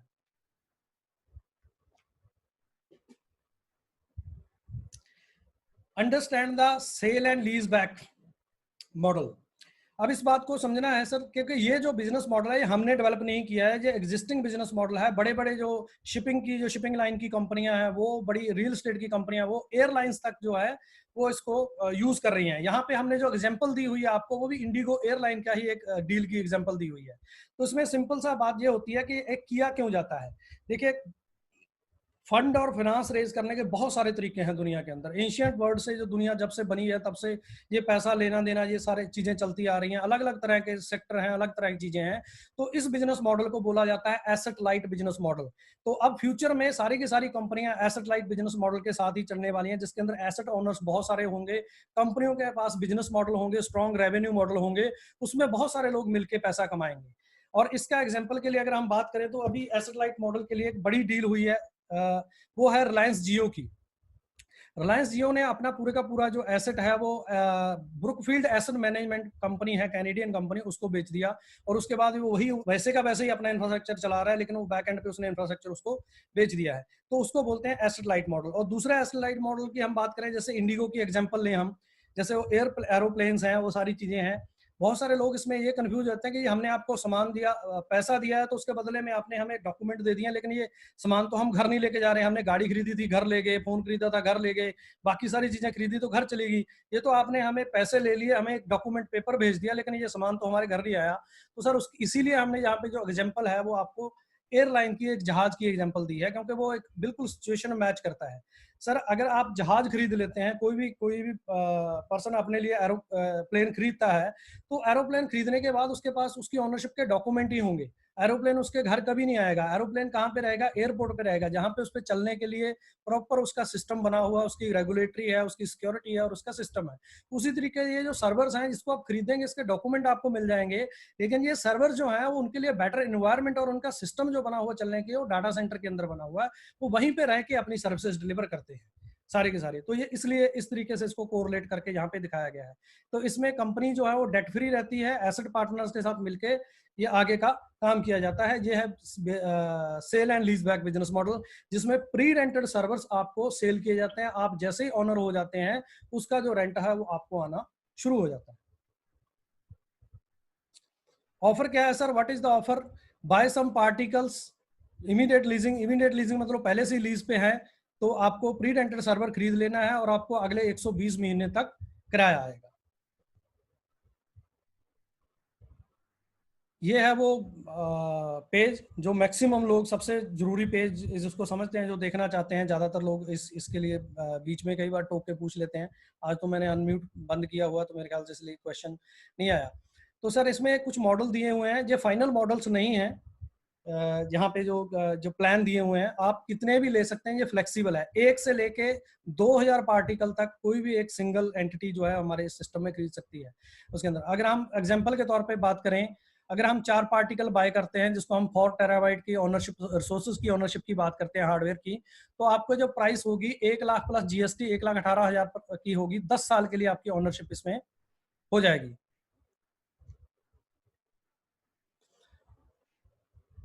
और इसका जो रेंट आएगा आपको, मंथली मिनिमम रेंट जो है वो 5,000 रुपए है, और आपको जो पूरे 10 साल का जो रेंटल आपकी इनकम होगी वो 6 लाख रुपए होगी। अगर 20 पार्टिकल खरीदते हैं तो 5,90,000 के हैं 10 साल के लिए, इंक्लूडिंग जीएसटी। तो आपका जो मिनिमम मंथली रेंटल जो आपको गारंटी दी जाएगी वो 26,250 की होगी। तो आपको 31,50,000 रुपए रेंटल के रूप में मिलने वाले हैं। तो उसी तरह से ये सारे यहाँ पे पार्टिकल मॉडल आपको दे रखे हैं। अगर आप पूरा सर्वर खरीदते हैं 120 पार्टिकल का, ये 35,40,000 रुपए का है। आपका जो मिनिमम मंथली रेंट है वो 1,72,500 रुपए का होगा, और आपको जो टोटल रेंटल के रूप में अर्निंग होगी 10 साल के अंदर, वो 2,07 लाख रुपए की होगी। ये सारी यहाँ पे चीजें दिखी हुई हैं, यहाँ के अंदर टर्म एंड कंडीशन सारी चीजें डाल रखी हैं, और इसी के साथ में नीचे एक ईएफ लिखा है, जिसका इफेक्टिव फंड वैल्यू, जिसका मतलब है कि आपको ये सारे के सारे जो सर्विसेज जो इसके अंदर लगेंगी, जो आपका प्रोसेसिंग फीस लगेगी, टीडीएस लगेगा, क्योंकि रेंटल इनकम के ऊपर टीडीएस 10% होता है। जहां तक आपका जो इनकम स्लैब में आप नहीं आते हैं, अभी इनकम स्लैब कई बार 2 बार चेंज हुए हैं कुछ उसमें, तो वो चेंजेस आनी है। तो देखना है कि अभी तक हमने 14,999 रुपए रखा हुआ था, 15,000 के नीचे नीचे की इनकम जो, तो जिसमें हम टीडीएस नहीं काटते थे। अभी जो आगे का जो भी नोटिफिकेशन आया उसमें देखेंगे, शायद वो इनकम जो है 22,000 तक शायद चली जाएगी, कि 22,000 अगर आपकी इनकम मंथली होगी तो आपका टीडीएस नहीं कटेगा, सिर्फ 5% प्रोसेसिंग फीस कटेगी। उसके बाद जो है 5% प्रोसेसिंग फीस और 10% टीडीएस आपका कट के आपको जो है जो इफेक्टिव फंड वैल्यू जो नीचे लिखा है, आपके अकाउंट में पैसे क्रेडिट होते रहेंगे इसके ऊपर। बाकी जो टर्म एंड कंडीशन है वो सारी की सारी इसके अंदर लिखी हुई है, आगे भी सारी चीजें दी हैं। अब बात आती है डॉक्यूमेंटेशन की, रिलेशनशिप की। एसेट सेल्स एग्रीमेंट, जो हम आपको जब इसको बेचते हैं, जो एसेट पहले हमारा है, जिसकी ओनरशिप कंपनी की है, कंपनी जिसको ऑन कर रही है, जब आप उसको बाय करते हैं तो आपके नाम पे ट्रांसफर हो जाता है, तो उसके लिए आपको एसेट सेल्स एग्रीमेंट दिया जाता है, ओनरशिप डॉक्यूमेंट जिसको बोलते हैं। उसके बाद एसएलए मिलता है 99.99% के। इसका जो मैंने बोला था, इसकी repair cost, replacement, everything, insurance लेके वो सारी कंपनी की रिस्पॉन्सिबिलिटी है, उसका एसएलए का आपको एग्रीमेंट अलग से मिलता है। उसके बाद आता है lease back agreement, minimum monthly rental, जो ऑलरेडी जो आपका सर्वर जो है वो रेंट पे चढ़ा हुआ है, तो आपके नाम पे ट्रांसफर हो जाता है कि रेंटल जो है वो आपको आएंगे। जो 3 एग्रीमेंट हैं, इन तीनों एग्रीमेंट के जो ड्राफ्ट हैं वो यहाँ पे दे रखे हैं ताकि हम इसको अंडरस्टैंड कर सकें कि क्या लैंग्वेज है, किस तरीके से बनाया गया है, क्या हमारे देश का लॉ ऑफ लैंड जो है इन सारी लैंग्वेज को, इन चीज़ों को अलाउ करता है। तो आपके स्टडी करने के लिए यहाँ पे हमने पहले से ड्राफ्ट दे रखे हैं। ये सारे डॉक्यूमेंट जो आपको है इलेक्ट्रॉनिक रूप में डिलीवर किए जाएंगे as per Indian cyber law. फिर भी अगर हमें लगता है कि हमें इलेक्ट्रॉनिक डॉक्यूमेंट समझ में नहीं आते हैं, आप इस पे ज़्यादा विश्वास नहीं करते हैं, तो आप हार्ड कॉपी ऑप्शनली हमारी तरफ से अवेलेबल है। अपना स्टैम्प पेपर खरीदें, उस पर प्रिंट करें, कंपनी से साइन स्टैम्प आप करवा सकते हैं स्टैम्प पेपर के ऊपर भी, ये आपकी सेटिस्फेक्शन के लिए है। इसके बाद आता है करंट इन्वेंट्री। जो कंपनी की अभी की जो इन्वेंट्री है, जो हमने अभी तक बना रखा है, वो हमारे पास जो 967 जो पार्टिकल जो एग्जैक्टली हमारे पास है अभी, इसलिए 12,000 प्लस लिखा हुआ वहाँ पे, सारे के सारे ऑलरेडी रेंटेड आउट हैं। आज हम सोल्ड आउट हैं। हमारे पास डिमांड है 4,000 पार्टिकल की, लेकिन अभी आपको पता है कि पूरी दुनिया में लॉजिस्टिक्स और सारी चीज़ें रुकी हुई हैं, तो अगली जो डिमांड के लिए जैसे खुलने की कोशिश करी जाएगी। हमने ट्रांसपोर्ट कर दिया है, आके वो यार्ड में, शिप यार्ड में, वहाँ पे रैक्स में आके लग जाएंगे। वहाँ से उठा के डाटा सेंटर में इंस्टॉल करने का जो टाइम लगेगा वही लगेगा। 4,000 पार्टिकल हमारे और एनहेंस हो जाएंगे 2 हफ्ते में लॉकडाउन खुलने के बाद ही हमारा। और अपकमिंग हमारी लोकेशंस हैं। हमारा सिंगापुर ऑलमोस्ट फाइनल था, हमें स्टार्ट करना था जस्ट, तो उसमें भी 22 रैक हमारे वहाँ पे ओपन होने वाले हैं। उसके बाद दुबई की, वही जो सिंगापुर की कंपनी ने टाई अप किया, उन्हीं के वो दुबई के लिए हम लोग काम कर रहे हैं। एंड काउंटिंग बहुत सारी और अलग अलग जगह पे हम लोग अभी बात कर रहे हैं। अभी एग्जिस्टिंग जो हमारी फैसिलिटीज हैं, जो हमारी जो चल रही हैं, वो हमारी नोएडा दादरी रोड पे है, नोएडा स्पेशल इकोनॉमिक जोन के अंदर है। उसके बाद हमारा नोएडा सेक्टर 63 में है। उसके बाद इंदौर में है हमारा। जो तीनों फैसिलिटी हमारी चल रही हैं। डिजास्टर रिकवरी जो हमारी नोएडा वाली दोनों ही लोकेशन के लिए, हमारा जयपुर में डिजास्टर रिकवरी है जो फुल इन एक्शन है। और जो इंदौर की जो फैसिलिटी है, उस फैसिलिटी के अंदर कुछ अलग तरह के ऑपरेशंस चल रहे हैं जिनको बैकअप की जरूरत नहीं है, लेकिन हमारा बैकअप रेडी है। रायपुर के अंदर हमारी बैकअप रेडी है। अब बैकअप की जरूरत की बात क्या होती है, कोई आप डाटा हमारे पास ऐसा रख रहे हो जिसकी आपको कॉपी भी स्पेयर करनी है, लेकिन अगर आप मेरे पास डिजास्टर रिकवरी के साथ इसको लेते हो, रिडेंडेंसी हम अपने लेवल पे रखते हैं, वो हमारा अपना लेवल है, लेकिन आप साथ में डिजास्टर रिकवरी लोकेशन भी चाहते हो तो हम आपसे एक्स्ट्रा पैसा चार्ज करते हैं। तो उसी तरीके से जो क्लाइंट्स हमारे इन 2 जगह पे चल रहे हैं, जिनका सेंसिटिव डाटा, उन्होंने डिजास्टर रिकवरी लोकेशन भी ले रखी है। जो इंदौर में हमारे सर्वर्स चल रहे हैं, वो वहाँ पे कंप्यूटिंग और प्रोसेस पावर पे काम कर रहे हैं, इसलिए उनको उसकी डिजास्टर रिकवरी की जरूरत नहीं है। तो जो इंदौर वाली जो हमारे सर्वर्स हैं, वो इसलिए यूज में नहीं है, वहां पे कंप्यूटिंग पावर के अंदर यूज आ रहे हैं, लेकिन डिजास्टर रिकवरी के तौर पे यूज नहीं कर रहे हैं हम। ये एक सवाल बहुत बार आता है कि ये जो हमने अभी थोड़ी देर पहले आपको पेज बताया था कि 1,18,000 के बदले में 5,000 रेंट आता है, 4 टीबी का इतना रेंट आता है, 5 टीबी का इतना रेंट आता है, तो ये फिर से एक स्टडी का मैटर है सर। ये पूरी प्रेजेंटेशन जितनी मैंने आपके पास रखी है, सारी की सारी ही प्रेजेंटेशन स्टडी का मैटर है। अगर आप खुद कैपेबल हैं तो खुद करें, अगर खुद कैपेबल नहीं है तो किसी को हायर करके स्टडी को करवाएं, उसको पैसा पे करें तो आपको स्टडी करने के बाद। क्योंकि हमने आपको यहाँ पे कोई ऐसा बिजनेस या ऐसी कोई चीज नहीं बताई है कि हाँ जी हमने बता दिया इसको कर लो, बहुत जरूरी है, इसके बिना आपका काम नहीं चलेगा, बिल्कुल नहीं। हमने आपको एक बिजनेस अपॉर्चुनिटी बताई है। इस बिजनेस अपॉर्चुनिटी को एवेल्युएट करके डिसीजन आपको खुद लेना है कि आपको इस सिस्टम को, इस बिजनेस अपॉर्चुनिटी को ग्रैब करना है या नहीं कर रहा है। ये जो अमेजोन के ऊपर उसके सामने लिखा हुआ है click to find out pricing, अब इस पे क्लिक करेंगे तो अमेजोन की वेबसाइट पे जाके आप देख पाएंगे कि उसकी प्राइसिंग किस तरीके से होती है। आप माइक्रोसॉफ्ट की साइट पे जाके देख सकेंगे प्राइसिंग किस तरीके से होती है, गूगल की साइट पे जाके देख सकेंगे कि प्राइसिंग किस तरीके से होती है। तो वो जो प्राइसिंग आप ढूंढेंगे माइक्रोसॉफ्ट की, मैं अगर बात करूं तो 1 टेराबाइट की प्राइसिंग जो है वो 1.4 रुपीज पर जीबी के हिसाब से अगर आप लगाएंगे तो लगभग 14,000 रुपये जो है आपकी उसकी पर टेराबाइट की जो है आपकी कॉस्टिंग उसके अंदर आती है। 14,000 रुपये पर टेराबाइट की मैं आपको बात कर रहा हूँ इसके अंदर। तो अगर आप देखें तो हम पर टेराबाइट आपको कितने पैसे देते हैं, 1,062 रुपये 50 पैसे। हमारी जो कॉस्टिंग है, जो अभी हमने ऑलरेडी मार्केट में दे रखा है, जब हमने शुरू किया था तो ज़्यादा डिस्काउंट पे हमने दिया था, तो उस समय हमारा जो रेट था वो 4,200 रुपये था। उसके बाद हमने उसको बढ़ाते बढ़ाते अब तक उसका जो रेट है वो 8,700 रुपये तक हम उसको लेके गए हैं। 4,200 रुपये से लेकर 8,700 रुपये तक हमने जो जितने भी हमारे पार्टिकल सोल्ड आउट है अलग अलग कंपनियों को, उस तरीके से जो मार्केट के अंदर उनको रेंट किया हुआ है। और ये जो प्राइसिंग मैंने आपको बताई है कि ये जो कंपनी है, दुनिया की जो बड़ी कंपनी है, इनकी प्राइसिंग एक लेवल से नीचे आ ही नहीं सकती, क्योंकि बैक एंड प्रोसेस जो है इनके ऑपरेशंस बहुत ज्यादा है। तो अगर आप वो गैप देखेंगे, जो जितना पैसा हमारी कंपनी बना रही है और जितना पैसा आपको आगे दे रही है, तो इनको 10 साल आपको पैसा देने के लिए पैसा इकट्ठा करने की जरूरत नहीं है। इनके रेंटल सिर्फ 35 से 40 महीने में भी उतना पैसा ले आते हैं जितना पैसे की लायबिलिटी ये आपके साथ कमिटमेंट करते हैं 10 साल में देने के लिए। तो यहाँ पे ये भी एक विन विन सिचुएशन में है। इन सारी चीजों को स्टडी करने की, एप्पल टू एप्पल कंपैरिजन करने की जरूरत है यहाँ पे। इसलिए ये आपकी स्टडी के लिए जो रेवेन्यू जो जो पार्ट है वो हमने रियल लाइफ रेवेन्यू एग्जांपल आपके साथ सामने दी हुई है कि आप उनकी साइट पे जाके इसको स्टडी कर सकते हैं। इन्हीं 3 जो मेजर जायंट्स हैं इन्हीं की हम बात करते हैं, क्योंकि दुनिया में बेस्ट आज की डेट में जो क्लाउड प्लेटफॉर्म्स हैं वो यही 3 है। बाकी सब तो अलग अलग लेवल पे काम कर रहे हैं। बाकी जो मार्केट के अंदर रेवेन्यू का जो पार्ट है, जो अलग चीजें हैं, ये तो हमने बता दिया कि इनके प्रोडक्ट्स क्या हैं। अब इनके बारे में बात सुनने के बाद कई लोगों को लगता है कि यार कहाँ गूगल, कहाँ हम, कहाँ अमेजोन, कहाँ हम। सर ऐसा सोचने की जरूरत नहीं है, क्योंकि ये जो कंपनियां हैं, ये कंपनियां अपने देश के अंदर ज्यादा कैपेक्स नहीं लगाती हैं। ये मिनिमम रिक्वायर्ड कैपेक्स के ऊपर ही काम करती हैं। बाकी सारी चीजों के ये लोकल जो इंफ्रास्ट्रक्चर प्रोवाइडर है उन्हीं के साथ टाई अप करती हैं। आज माइक्रोसॉफ्ट की बात कर लें, चाहे अमेजोन की बात कर लें, एयरटेल जैसी कंपनियां, ट्यूलिप जैसी कंपनियां, अलग अलग कंपनियों के साथ इन्होंने टाई अप कर रखा है। डाटा सेंटर इंफ्रास्ट्रक्चर वो बनाते हैं, उनकी ओनरशिप होती है, यूज ये करते हैं। लेकिन फाइनली जब ये यूज करते हैं तो इन्हीं के बोर्ड वहां पे लग जाते हैं। हमें लगता है इंडिया में इनका डाटा सेंटर है, तो इनके डाटा सेंटर नहीं है। आने वाले समय में मोहाली में जब आपका डाटा सेंटर लगेगा तो वहां पे आपको उसी डाटा सेंटर के ऊपर अमेजोन, गूगल, फेसबुक के लोगो मिलेंगे लगे हुए, तो वो कहेंगे भी कि मोहाली में हमारा डाटा सेंटर है, जबकि एक्चुअल में उस डाटा सेंटर की ओनरशिप आपके पास होगी। ये वहां पे क्लाइंट के तौर पे अपना काम रख के चला रहे होंगे, लास्ट माइल डिलीवरी के लिए काम कर रहे होंगे। तो ये एक बिजनेस मॉडल है पूरी दुनिया के अंदर वाटर सिस्टम में, जो सारे का सारा सिस्टम काम करता है। जो प्राइसिंग का, जो रेवेन्यू का जो सिस्टम है वो हमने यहाँ पे आपको क्लियर किया है। ये हमारा ऑर्गेनाइजेशन स्ट्रक्चर है कि हम कैसे ऑपरेट कर रहे हैं। तो इसके अंदर हम देखें, टेक्नोलॉजी में हम लोग हैं ऑलरेडी। टेक्नोलॉजी R&D जो मैंने बोला था, यूएसपी और उस चीज पे ऊपर काम करने के लिए जो हम पोस्ट क्वांटम क्रिप्टोग्राफी की बात कर रहे हैं, जो डाटा सेंटर एयास की हम बात करें, S3 स्टोरेज की बात करें, वो सारा हम ब्यूरो मार्केटिंग सर्विसेज के अंदर क्रिएट कर रहे हैं कि हमने क्रिएट कर दिया, जिसको चाहिए ले लो। वो चाहे गूगल है, अमेजोन, कोई भी दुनिया की कंपनी हमारे पास आके इंफ्रास्ट्रक्चर ले ले, हमें रेवेन्यू दे, दैट्स इट। इस तरीके से हम इसको काम को कर रहे हैं इस पूरे सिस्टम के अंदर।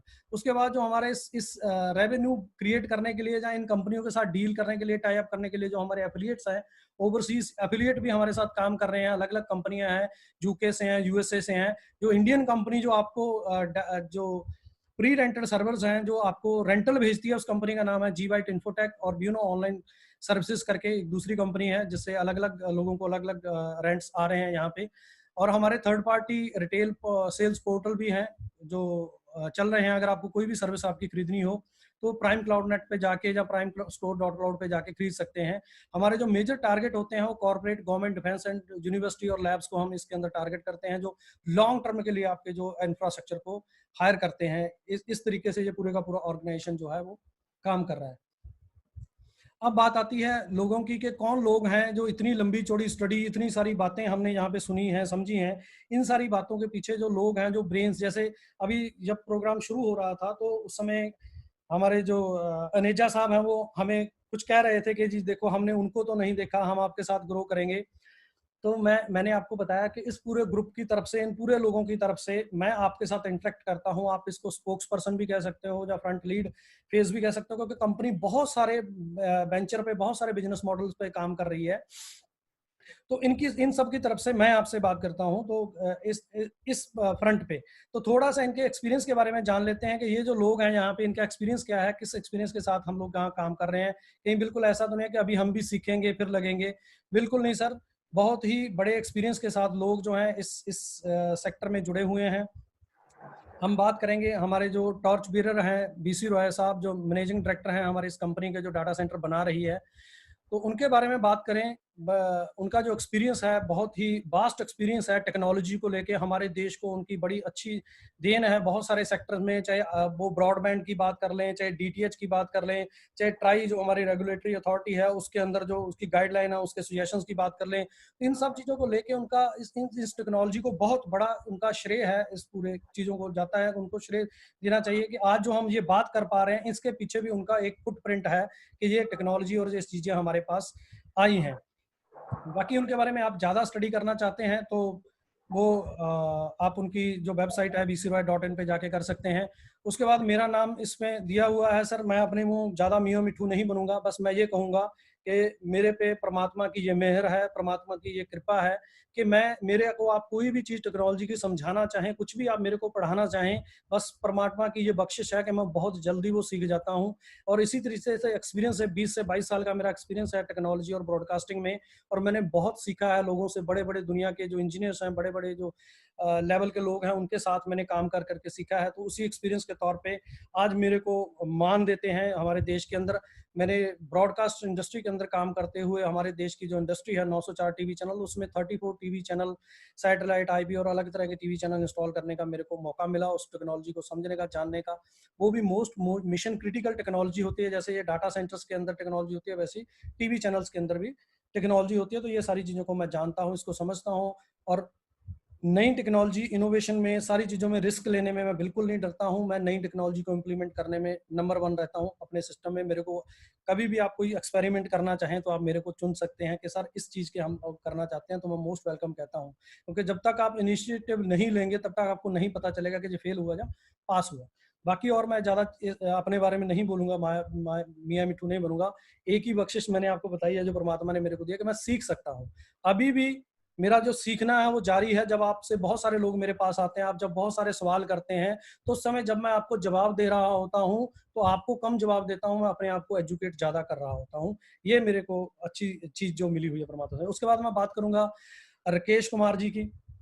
राकेश कुमार जी हमारे जो टेक्नोलॉजी है जिसके ऊपर मैंने बात करी थी, जो पोस्ट क्वांटम क्रिप्टोग्राफी है, जहाँ 2 प्रोडक्ट के ऊपर बात किया था, तो ऐसे ही कंपनी के पास 82 प्रोडक्ट हैं जो अलग अलग तरह के बने हुए हैं, जो स्मार्ट सिटी में और अलग अलग जो ह्यूमन लाइफ के अंदर यूज होने वाले हैं, यूजेबिलिटी है उन प्रोडक्ट्स की, जिनके ऊपर हम लोग काम करेंगे फ्यूचर में, जैसे पूरा हमारे नेटवर्क्स डेवलप हो जाएंगे कंप्लीट। और जो बात हमेशा मैं कहता हूँ कि अपनी कंपनी तो अभी स्टार्टअप ही है, अभी तो हम स्टार्टिंग फेज में, अगले 5 साल तक हम स्टार्टिंग फेज में ही रहेंगे, उसके बाद हम पहुंचेंगे। राकेश कुमार जी की अगर हम खासियत की बात करें, ये कंप्यूटर साइंटिस्ट इनको कहते हैं, इनके साथ में 40 आईआईएम आईआईटी पास लोगों की टीम काम कर रही है, जो टेक्नोलॉजी बना रही है। उस टेक्नोलॉजी के बिहाफ पे हम जो बची हुई 9% मार्केट है उसको भी ग्रैब करेंगे। उसके बाद संजीव माथुर जी हमारे जो मैनेजिंग डायरेक्टर हैं जीवाइट इन्फोटेक के, ये हमारे थर्ड पार्टी जो आपको रेंट देती है, जो कंपनी एग्रीगेट कर रही है मार्केट के अंदर सेल्स को, सारी को, तो उसको लीड करते हैं। मार्केटिंग में बड़ा अच्छा एक्सपीरियंस है इनके पास, बड़ी लंबी चौड़ी टीम है जो इंटरनेशनल लेवल पे जो सारे टाई अप करके जो परफॉर्म कर रहे हैं। और उस टीम के अंदर काफ़ी सारे लोग हैं जो यूएसए में, यूके में अपनी सर्विसेज दे चुके हैं, अलग अलग लेवल पे उन्होंने अलग अलग मल्टीनेशनल कंपनी को सर्विसेज दी हैं। वो ही सारे के सारे टाई अप परफॉर्म करते हैं, चाहे यूके की कंपनी है, यूएस की कंपनी है, सिंगापुर की कंपनी है, अलग अलग जो है वो बाहर के ही पड़े हुए लोग हैं, और वो सारी चीज़ों को और उस पूरी टीम को लीड करते हैं हमारे संजीव माथुर साहब। उसके बाद बात आती है मोहम्मद सुहेल साहब की। जो हम लीगल बातें कर रहे थे, ड्राफ्ट की बात कर रहे थे, तो हमारी लीगल ट्री इंडिया, हमारी जो लीगल एडवाइजरी फर्म है, उसके पार्टनर हैं उस फर्म के ये। और ये जितनी जो हमारे लीगल टी है वो सारी चीज़ों को मोहम्मद सुहेल साहब देखते हैं। इनका जो एक्सपीरियंस है, दिल्ली हाई कोर्ट और सुप्रीम कोर्ट में सीनियर काउंसिल रह चुके हैं। उसके बाद आते हैं हमारे इस पूरे ब्यूनो ग्रुप के मेंटर, जो इस पूरे ग्रुप को, पूरे सिस्टम को, पूरी मोतियों की माला को जो धागे की तरह संजो के रखते हैं, वो है आरिफ निसार साहब। बहुत ही विजनरी हैं, बहुत ही इनका वेल कनेक्टेड ये पर्सन है, जो टेक्नोलॉजी या किसी भी चीज़ को लेकर जर्नलिस्ट हैं, सीनियर जर्नलिस्ट हैं। तो जर्नलिस्ट होने के नाते ये हर चीज़ को, चाहे वो फाइनेंस हो, चाहे वो मेडिकल हो, चाहे वो आईटी हो, हर चीज़ को समझते हैं और उसके ऊपर रिसर्च करना जानते हैं। मीडिया और जर्नलिज्म की टीम है, इनके पास भी अपना एक बहुत बड़ा नेटवर्क है। उस नेटवर्क के तौर पे ये सारी चीज़ें स्टडी करके हम लोगों को प्रोवाइड कराते हैं और हमें गाइडेंस देते हैं। तो ये सारे का सारा वो ग्रुप है, और ये सिर्फ 6 लोगों तक सीमित नहीं है, ये बड़ी कंपनी है, इसके पीछे बड़े लोग हैं, बड़े ब्रेन्स इसके अंदर काम कर रहे हैं। अगर अभी आज कंपनी की प्रेजेंस की बात करें, तो कंपनी की प्रेजेंस है, कंपनी का कॉर्पोरेट ऑफिस जो है वो 504 काशदीप बिल्डिंग, 12 खंबा रोड, दिल्ली में है। लॉकडाउन के बाद कभी भी आप विजिट कर सकते हैं। ये पॉज क्यों कर देते हो यार बाबा। मार्केटिंग ऑफिस जो है आइथम टावर सेक्टर 62 नोएडा में है, इलेक्ट्रॉनिक सिटी मेट्रो स्टेशन पड़ता है, वहां से आप जा सकते हैं। जोनल ऑफिस जो है हमारा आर्क ऑफिस 12 फ्लोर मोतिया बिजनेस पार्क जीरपुर के अंदर, आप कभी भी आके मेरे से मिल सकते हैं, मैं वहां पे बैठता हूँ। डाटा सेंटर 2 की हमने यहाँ पे लोकेशन दे रखी है, जहाँ पे आप विजिट कर सकते हैं जाके। आफ्टर बाइंग द पार्टिकल्स, आप कभी भी जाके उन पार्टिकल्स पे आप विजिट कर सकते हैं।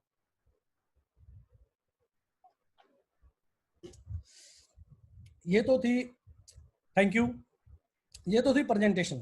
अब हमें बात करनी है मैंने बोला था प्रेजेंटेशन के बाद हम बात करेंगे प्रॉपर जो इस पूरे सिस्टम में कि हम किस लेवल पे किस तरीके से